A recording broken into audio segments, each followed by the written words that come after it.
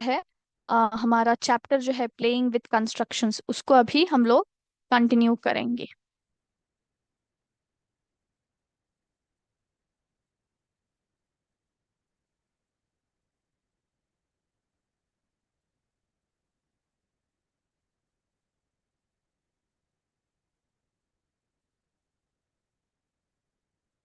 Yes. तो आज के क्लास में हमारा जो कंस्ट्रक्शन टॉपिक था उसको हम लोग कंटिन्यू करेंगे, ठीक है। तो लास्ट क्लास में हमने क्या सीखा था बच्चों? हमने जो है डायगोनल्स के बारे में थोड़ा बहुत जाना था। उसके साथ ही डायगोनल्स को कैसे कंस्ट्रक्ट करते हैं जब दो एंगल्स दिए जाते हैं रेक्टेंगल में, है ना। तो वो हमने देखा था, how to construct a rectangle when a diagonal has to be constructed along with the rectangle giving the two angles measurement, वो हमने देखा था। उसके बाद आज हम लोग जो है उसका नेक्स्ट स्टेप, डायगोनल्स कंस्ट्रक्शन का जो है नेक्स्ट स्टेप, वो हम लोग यहाँ पे पढ़ेंगे। तो आज के क्लास में जो है हम लोग रेक्टेंगल को कैसे कंस्ट्रक्ट करते हैं जब डायगोनल का मेजरमेंट, डायगोनल का जो लेंथ होता है वो, और रेक्टेंगल के एक साइड का मेजरमेंट जो दिया जाए तो कैसे हम लोग पूरे रेक्टेंगल को कंस्ट्रक्ट करेंगे, वो हम लोग यहाँ पे देखेंगे। तो मैं सबसे पहले एक प्रश्न लिख लेती हूँ। Construct a rectangle, construct a rectangle where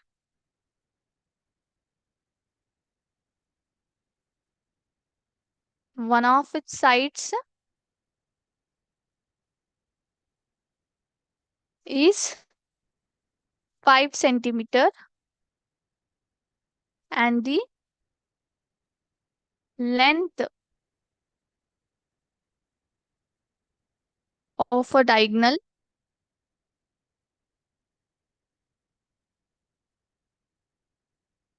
is 7 centimeter। ठीक है। तो यहाँ पे अगर आप ध्यान से देखेंगे तो यहाँ पे उन्होंने क्या दिया है हमें, हमें जो है रेक्टेंगल को कंस्ट्रक्ट करना है। और उन्होंने जो है रेक्टेंगल के एक साइड का लेंथ दिया है, कितना है, 5 सेंटीमीटर है। और डायगोनल का लेंथ भी दिया है, वो कितना है, 7 सेंटीमीटर। तो इसका जो है हम लोग सबसे पहले एक रफ डायग्राम बना लेते हैं, ठीक है। तो रेक्टेंगल दिखने में कुछ इस प्रकार का होगा, है ना, करेक्ट। तो हमारा बेस जो है हम लोग क्या रखेंगे, 5 सेंटीमीटर रखेंगे, क्योंकि वही एक साइड का जो है लेंथ हमें दिया गया है। 5 सेंटीमीटर हम लोग रेक्टेंगल का रखेंगे। बेस ABCD ये हमारा रेक्टेंगल हुआ। और डायगोनल का लेंथ उन्होंने कितना दिया है, 7 सेंटीमीटर। तो हमारा रेक्टेंगल जो है कुछ इस प्रकार से दिखाई देगा। ओके। तो अभी हम लोग यहाँ पे कंस्ट्रक्शन देखेंगे कि कैसे हम लोग कर सकते हैं, ठीक है। एक मिनट। तो सबसे पहले कंस्ट्रक्शन करने के लिए हमें क्या चाहिए, हमें जो है हमारा कंपास हो, और साथ ही हमारा स्केल हो, एंड प्रोट्रैक्टर हो, पेंसिल और रूलर, ये सभी जो है हमें चाहिए, करेक्ट। यस। तो सबसे पहले मैं यहाँ पे जो है पेंसिल और रूलर की मदद से मैं अपना जो बेस है वो ड्रॉ कर लेती हूँ। बेस कितना है हमारा, बेस है 5 सेंटीमीटर। तो सबसे पहले यहाँ पे मैंने अपना बेस जो है 5 सेंटीमीटर, उसको जो है कंस्ट्रक्ट कर दिया है। इस, अब देख सकते हो, ये हमारा बेस है AB 5 सेंटीमीटर। ओके। अब AB के बाद हमें यहाँ पे हमारा बेस मिल गया है। अब हमें क्या करना है बताइए। अब हमें जो है डायगोनल को सबसे पहले पॉइंट आउट करना पड़ेगा। तो डायगोनल यहाँ से हम लोग जो है अ, इस प्रकार से हम लोग यहाँ पे कंस्ट्रक्ट करेंगे। तो यहाँ पे अगर हम लोग स्टार्ट कर रहे हैं तो यहाँ पे कहाँ एंड होता है हमें नहीं पता है, यहाँ पे कोई हमने कुछ कंस्ट्रक्ट नहीं किया है। तो इसलिए सबसे पहले बी से हम लोग यहाँ पे परपेंडिकुलर जो है हम लोग यहाँ पे कंस्ट्रक्ट कर लेते हैं, ठीक है। तो परपेंडिकुलर कंस्ट्रक्ट करने के लिए मैं अपना प्रोट्रैक्टर लूंगी, और यहाँ पे मेरा प्रोट्रैक्टर रखे मैं अपना जो है 90 डिग्री यहाँ पे मार्क कर लूंगी। ठीक है, कुछ इस प्रकार से मैंने मार्क कर लिया है, और उसको जो है यहाँ पे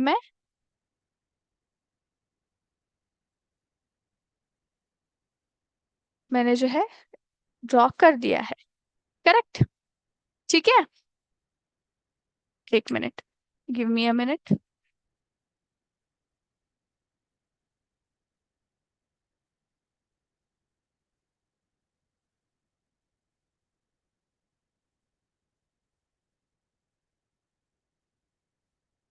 यस, तो मैंने अप्रोक्सीमेटली जो है जितना हो सकता है उतना लाइन जो है मैंने लंबा ड्रॉ किया है। ठीक है, तो यहाँ पे मैंने जो है परपेंडिकुलर लाइन मैंने कंस्ट्रक्ट कर दिया है।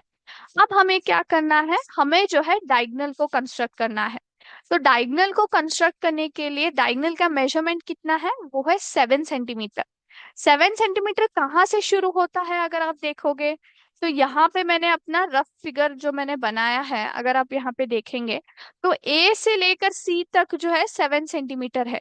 इसका मतलब क्या है, डायगोनल का मेजरमेंट ए से जो है 7 सेंटीमीटर की दूरी पर है, 7 सेंटीमीटर की दूरी पर है।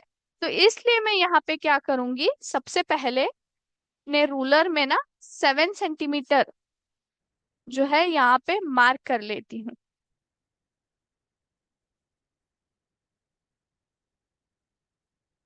इस प्रकार से।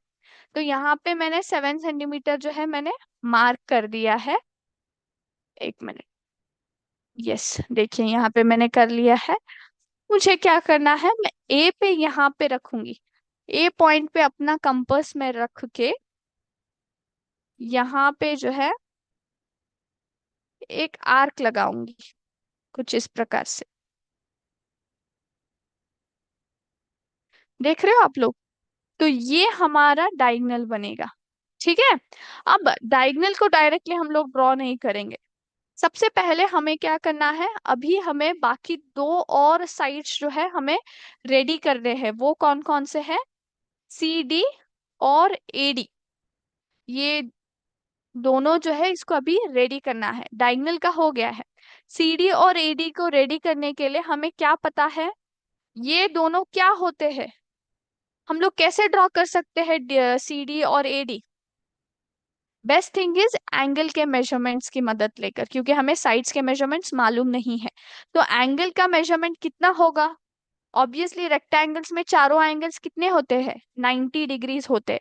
तो इसका मतलब क्या है, ये भी 90 डिग्री होगा, ये भी जो है 90 डिग्री होगा, ये भी जो है 90 डिग्री होगा। तो कोई दो एंगल्स हम लोग यहाँ पे उनका मेजरमेंट उपयोग कर सकते हैं।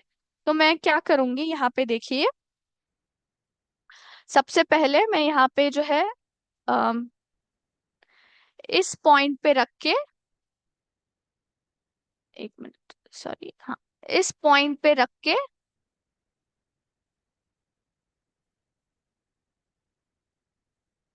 यस, जहां पे मेरा आंख इंटरसेक्ट हो रहा है ना, उस पॉइंट पे जो है मैंने प्रोट्रैक्टर का सेंटर रखा हुआ है, और मेरा लाइन जो है इस तरफ जा रहा है।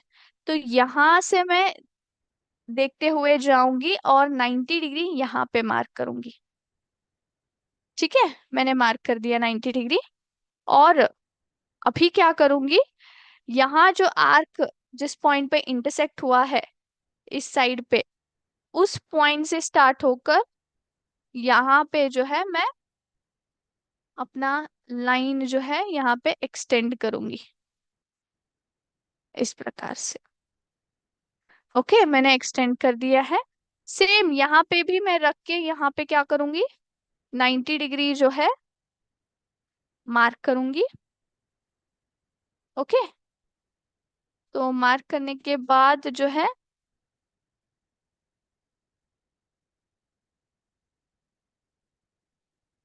यस, तो इस पॉइंट पे ये दोनों यहाँ पे इंटरसेक्ट हो रहे हैं, और ये जो है मैं यहाँ पे डायगोनल हमारा ज्वाइन कर देती हूँ।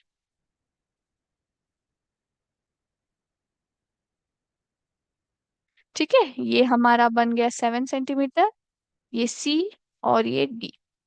सो इस प्रकार से आपको जो है रेक्टेंगल को कंस्ट्रक्ट करना है जब भी दो साइड्स दिए जाते हैं। Okay, is it clear? सभी को समझ में आया किस प्रकार से हमने कंस्ट्रक्शन किया है? यस।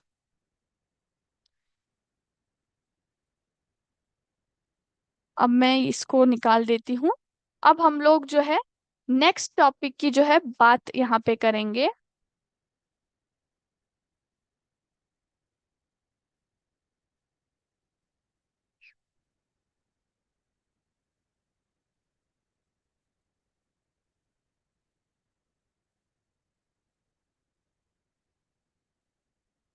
Okay, तो यहाँ पे हम लोग नेक्स्ट टॉपिक की बात करेंगे, वो क्या है? Points equidistance from two given points. Points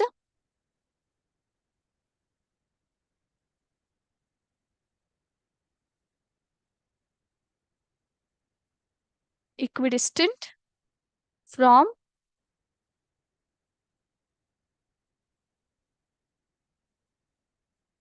to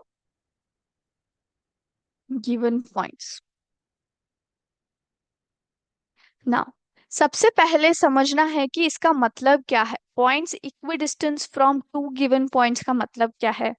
कोई बता सकता है मुझे? सबसे पहले इक्विडिस्टेंट का मतलब बताइए मुझे क्या है। इक्विडिस्टेंट का मतलब क्या है?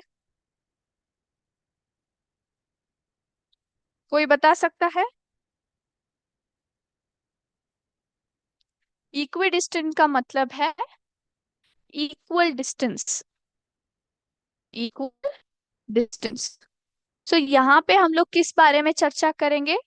हम लोग पॉइंट्स के बारे में चर्चा करेंगे जो कि है दो या तीन पॉइंट से इक्वल डिस्टेंस रखते हैं।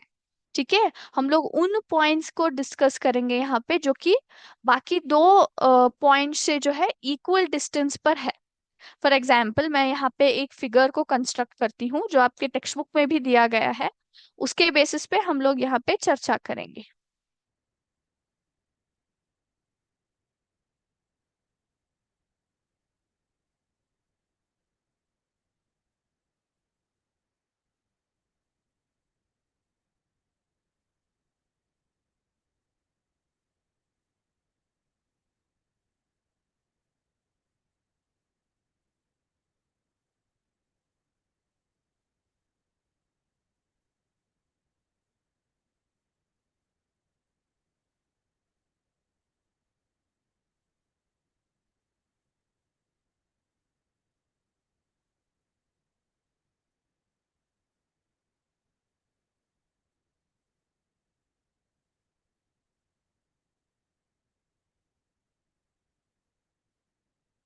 यस।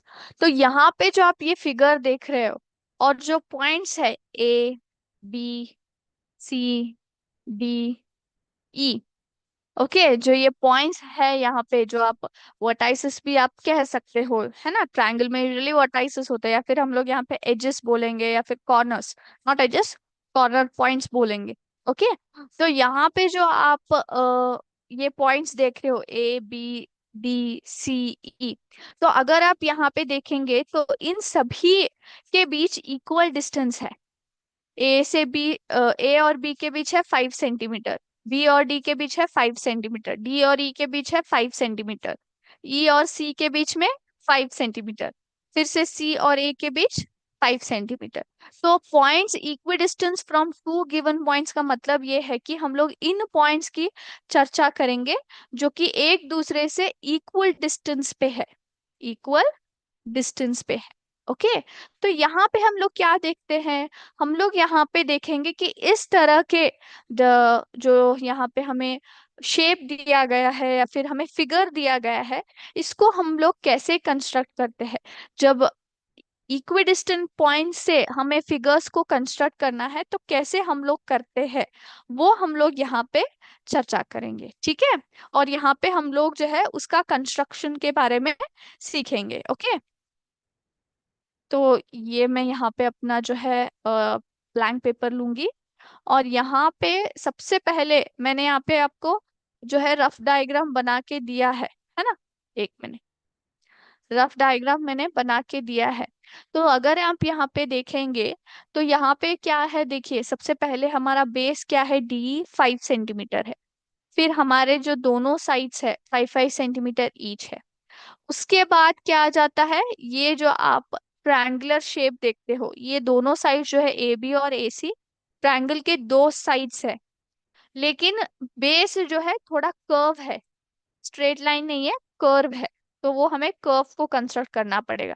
फिर अंदर की तरफ again it is 1 centimetre and 2 centimetre का जो है हमें बनाना है। ठीक है, वो रेक्टेंगल हमें बनाना है। ठीक है, तो ये हमें जो है मैंने आपको फिगर एक्सप्लेन कर दिया है। सबसे पहले बेस को निकालेंगे, तो बेस कितना है, बेस है 5 सेंटीमीटर। तो यहाँ पे मैं अपना जो है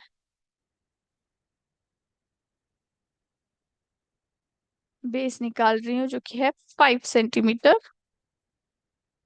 ठीक है, और इसको नेम कर दूंगी डी ई, 5 सेंटीमीटर।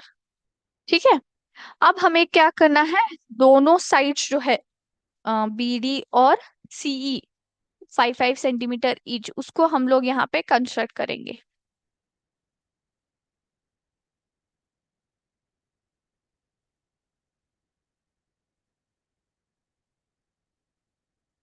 ओके, तो ये हो गया बी और सी। यहाँ पे हमने 5 5 सेंटीमीटर का जो है कंस्ट्रक्शन कर दिया है। अब हमें नेक्स्ट स्टेप क्या है, ट्रायंगल को जो है उसको कंस्ट्रक्ट करना है।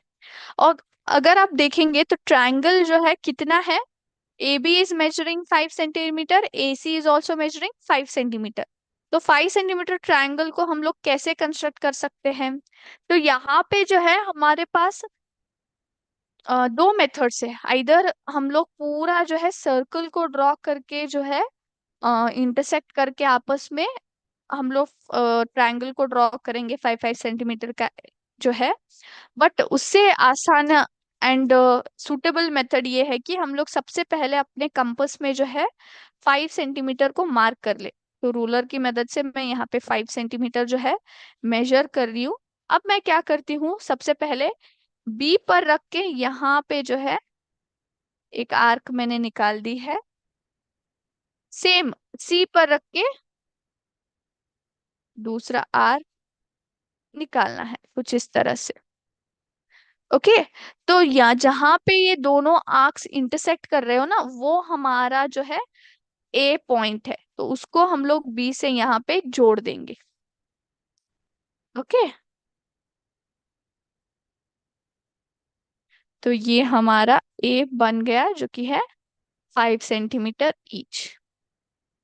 अब हमें क्या करना है, हमें जो है यहाँ पे कर्व जो है वो निकालना है। उसके लिए मैं क्या करूंगी, ए पे रखूंगी। सेम कंपास को मैंने ए पे रखा है, 5 सेंटीमीटर ही है, मैंने कंपास का मेजरमेंट चेंज बिल्कुल नहीं किया है। तो ए पे जो है मैं अपना कंपास पॉइंट आउट करके सी से स्टार्ट करूंगी। यहाँ पे देखिए मैंने सी पे अपना पेंसिल रखा हुआ है, तो उसको जो है कुछ इस प्रकार से मूव कर दूंगी। यहाँ पे एक और बार आपको दिखाती हूँ। ए पॉइंट पे मेरा कंपास का जो पॉइंट है वो रखूंगी, और पेंसिल जो है सी पे मैंने पॉइंट किया है, सी पे मैंने रखा है। ओके, तो वहां से स्टार्ट करके सी से बी तक मैं यहाँ पे इस तरह से कर्व बना दूंगी। देख सकते हो आप, तो ये हमारा कर्व बन गया। अब हमें क्या करना है, इनसाइड का जो डोर है 2 सेंटीमीटर एंड 1 सेंटीमीटर, उसको यहाँ पे हम लोग कंस्ट्रक्ट कर देंगे। 2 सेंटीमीटर, फिर 1 सेंटीमीटर।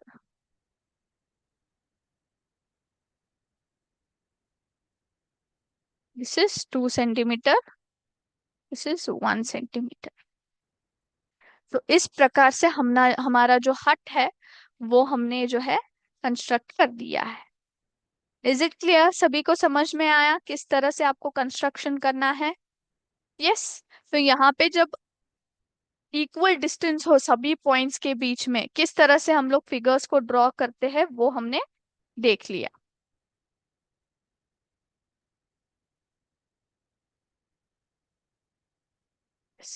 इसी प्रकार से और एक फिगर है जो हमने ऑलरेडी जो है प्रीवियस क्लासेस में देखा था, उसको कैसे कंस्ट्रक्ट करते हैं, वो क्या है बताइए मुझे।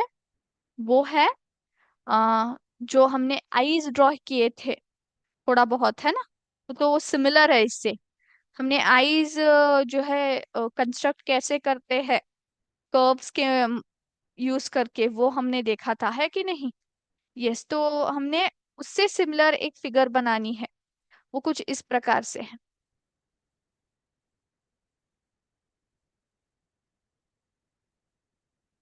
ठीक है, इस प्रकार से फिगर है। तो इसको ड्रॉ करने के लिए आप कैसे यूज करोगे इंस्ट्रूमेंट्स को। सबसे पहला जो ये बेस है उसको आपको ड्रॉ करना है कुछ इस प्रकार से। उसके बाद क्या करना है, ने कंपास की मदद से, कंपास की मदद से कोई भी आप मेजरमेंट ले लीजिए, आपके सुटेबल जो है मेजर्स वो ले लीजिए। सबसे पहले यहाँ पे ना जो है कंपास को पॉइंट करके कुछ इस प्रकार से, देखिए कुछ इस प्रकार से आपको जो है कंपास को ऐसे पॉइंट आउट करके ये वाला आर्क जो है ड्रॉ करना है यहाँ से। ठीक है, उसके बाद इस पॉइंट पे रख के सेम ऐसे हमें ड्रॉ करना है आर्क। तो ये हमारा दूसरा वाला बन गया।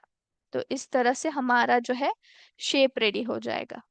बहुत जरूरी है कि ये वाला पॉइंट और ये वाला पॉइंट दोनों जो है मेजर्स, यहाँ से यहाँ तक जो डिस्टेंस होगा, ओके, और यहाँ से यहाँ तक जो डिस्टेंस होगा दोनों सेम होने चाहिए, अलग अलग नहीं होने चाहिए। और आपको मेजरमेंट्स बहुत ही करेक्टली लेकर बिना कंपास को मूवमेंट किए जो है वो जो है कंस्ट्रक्ट करना है। ठीक है, यस, ये आप लोग करेंगे इसको ट्राई अपने घर में।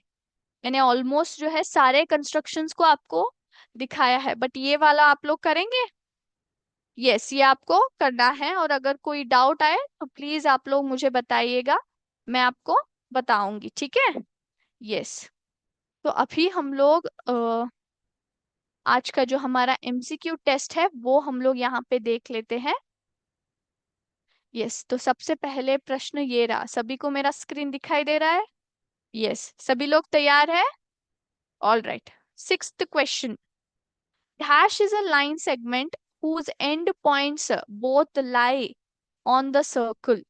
Dash is a line segment whose end points both lie on the circle. Option A chord, option B tangent, option C segment. Dash is a line segment whose end points both lie on the circle. Chord, tangent या segment, बता सकते हैं कोई। बताइए कौन से line segment को हम लोग बोलते हैं that lie whose end points both lie on the circle.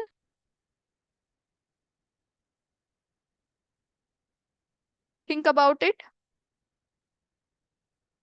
It is, yes, option A chord, है ना, ऑप्शन ए chord को हम लोग बोलते हैं। yes, option next question 7. A portion of the circle's circumference is known as, a portion of the circle's circumference, a portion of the circle's circumference, circle का circumference मतलब क्या है, it is nothing but circle का जो boundary होता है ना उसको हम लोग सर्कमफ्रेंस बोलते हैं ना। तो उसके पोर्शन को, सर्कल के सर्कमफ्रेंस के एक पोर्शन को हम लोग क्या बोलते हैं। Option A arc, option B sector, option C segment, क्या बोलते हैं हम लोग। It is, yes, option A arc, arc. तो आपने देखा होगा मैंने कंस्ट्रक्शन के टाइम पे भी आर्क्स जो है ड्रॉ किए थे, है ना। तो it is a portion of circle, circum पूरे सर्कमफ्रेंस नहीं है, वो पूरा सर्कल का सर्कमफ्रेंस नहीं है, सर्कल के छोटे सर्कमफ्रेंस का छोटा सा एक भाग होता है, उसको हम लोग आर्क बोलते हैं। Next 8 question. A straight line that touches circle at exactly one point. एक स्ट्रेट लाइन है जो कि सर्कल को सिर्फ एक ही पॉइंट पे टच होकर जाता है. Option A tangent, option B sector, option C segment. It is straight line को जो है एग्जैक्टली एक ही पॉइंट पे जो है टच होकर जाता है, उसको हम लोग क्या बोलते हैं? Option A tangent, option B sector, option C segment. It is yes, nothing but known as tangent. हम लोग उसको क्या बोलते हैं? टेंजेंट बोलते हैं. Next, ninth question. Dash are any shapes that can be drawn on paper with a pencil and include straight lines, circles, and other figures. Dash जो shapes होते हैं, कई तरह के शेप्स होते हैं जिनको हम लोग पेपर के ऊपर पेंसिल की मदद से या पेंसिल की मदद से जो है ड्रॉ कर सकते हैं. वो शेप्स में जो है स्ट्रेट लाइंस भी होते हैं, सर्कल्स भी होते हैं और बाकी फिगर्स भी इंक्लूडेड होते हैं. उनको हम लोग क्या बोलते हैं? Option A curves, option B shapes, option C diagrams. Dash are any shapes which can be drawn on paper with a pencil. और यहाँ पे जो है इन शेप्स में स्ट्रेट लाइंस भी होता है, सर्कल भी होता है, बाकी फिगर्स भी होते हैं. It is called as, yes, option A curves हम लोग बोलते हैं उसको, curves. Next, tenth question. Instruments used for constructing squares, rectangles, and other figures are. Squares, rectangles और बाकी बचे फिगर्स को कंस्ट्रक्ट करने के लिए हम कौन से इंस्ट्रूमेंट्स का इस्तेमाल करते हैं? Option A ruler, pencil, compass, option B ruler, pencil, compass, protractor, option C none of the above.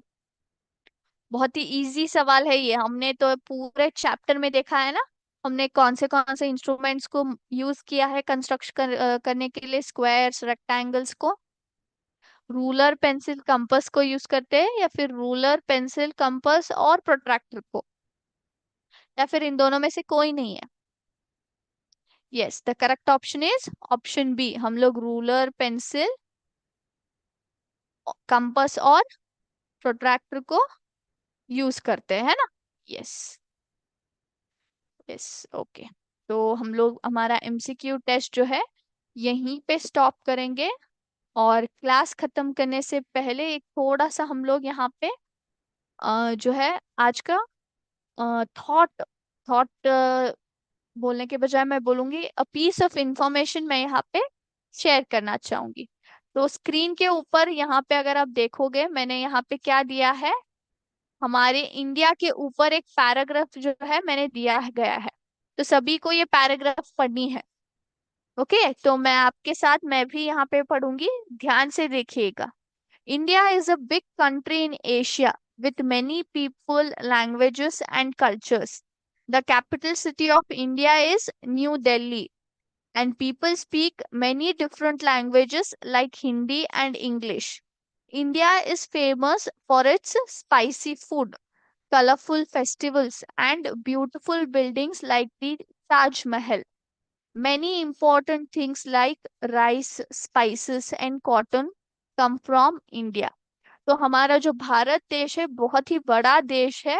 और वो कौन से कॉन्टिनेंट पे बसा हुआ है? एशियन कॉन्टिनेंट, और एशिया के भाग में हमारा भारत जो है बसा हुआ है. यहाँ पे है बहुत सारे लोग, बहुत सारी भाषाएं और बहुत सारे कल्चर्स, है ना. हमारे भारत देश का कैपिटल सिटी कौन सा है? वो है न्यू दिल्ली. और यहाँ पे जो लोग हैं कई सारे भाषाओं को बोलते हैं. सबसे ज्यादा भाषा कौन सी बोली जाती है? वो है हिंदी और इंग्लिश. इंडिया जो है हमारा देश किसके लिए फेमस है? स्पाइसी फूड के लिए, है ना. तीखा तीखा जो खाना हम लोग खाते हैं उसके लिए, क्योंकि यहाँ पे बहुत सारे स्पाइसेस को जैसे कार्डमम हो, ब्लैक पेपर हो, यहीं पे उगते हैं, है ना. तो स्पाइसी फूड के लिए जाना जाता है. फिर फेस्टिवल्स के, हम लोग बहुत सारे फेस्टिवल्स को सेलिब्रेट करते हैं पूरे साल में, है ना. एंड ब्यूटीफुल बिल्डिंग्स, सबसे पहले जो कि है ताजमहल, है ना. यहाँ पे जो है ताजमहल हमारा सबसे खूबसूरत जो है मॉन्यूमेंट भी हमारे देश में है। और साथ ही यहाँ पे इंडिया में जो है, भारत में राइस, स्पाइसेस, फिर कॉटन, यहाँ यहीं पे हम लोग उगाते हैं और उसको दूसरे देश में भी हम लोग जो है एक्सपोर्ट करते हैं। तो यहाँ पे हमने पैसेज को रीड किया है या फिर हमने पैसेज को नहीं पढ़ा है? हमने पढ़ा है ना? यस। अब बताइए, what is the capital city of India? India का कैपिटल सिटी कौन सा है, मुंबई या New Delhi? It is, yes, very good, New Delhi है। Next, what is India famous for? India किसके लिए फेमस है? Option A spicy food and festivals, option B snow and ice. It is, yes, option A spicy food and festivals के लिए, है ना? Snow और ice भी है अगर हम लोग कश्मीर की तरफ जाएंगे, है ना?